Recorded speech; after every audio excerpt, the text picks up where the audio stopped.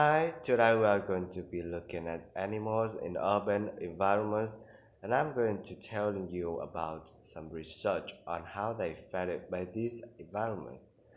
Now, in evolutionary terms, urban environments represent huge upheaval, the sort of massive changes that usually happen over millions of years, and we used to think that only a few species could adapt to this new environment.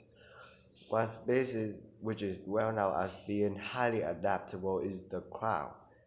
And there have been various studies about how they manage to learn new skills. Another successful species is the pigeon, because they are able to perch on the walls of the city buildings, just like the ones perched on cliffs by the sea.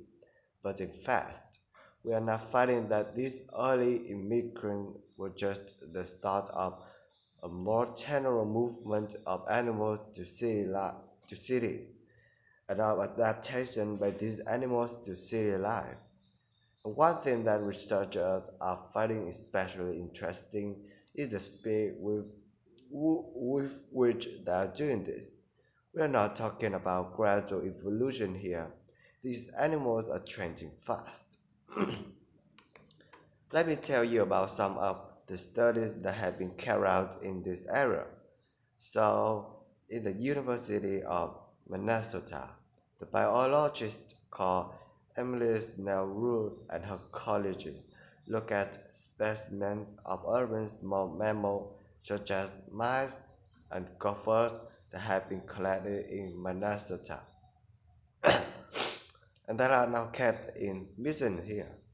And she looked at especially that have been collected over the last 100 years, which is a very short time in evolutionary terms.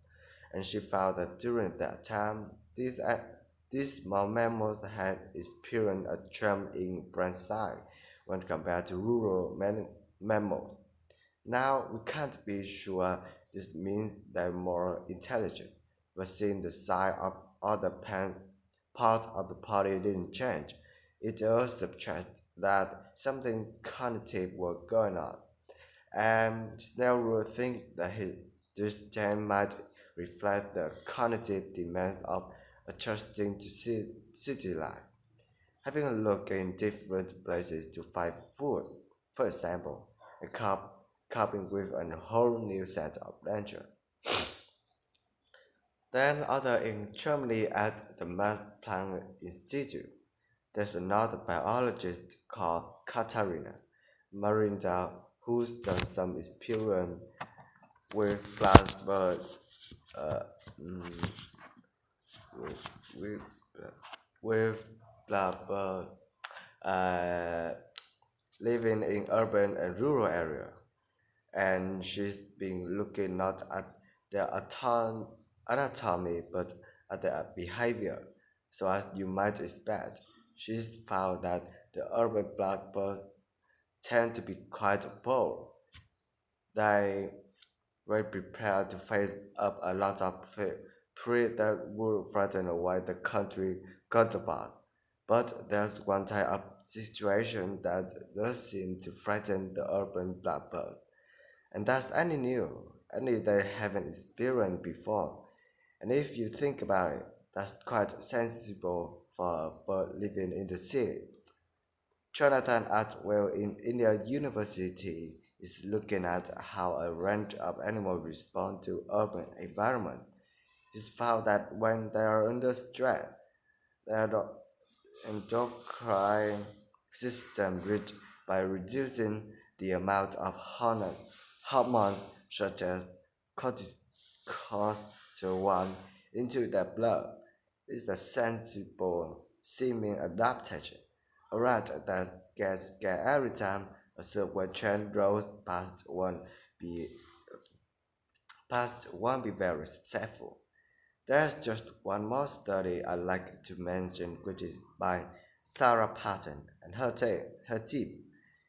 They have been looking at how squirrels communicate in an urban environment. and I have found that a routine part of their communication is carried out by waving the tails. You do also see this in the country, but it's much more relevant in cities, possibly because it's effective in a noisy environment. So, what are the long-term implications of this? One possibility is that we might see completely new species developing in cities, but but on the other hand, it's possible that not all of these adaptations will be permanent. Once the animals got accustomed to its new environment, it may no longer need the feature is developed. So now we have a look.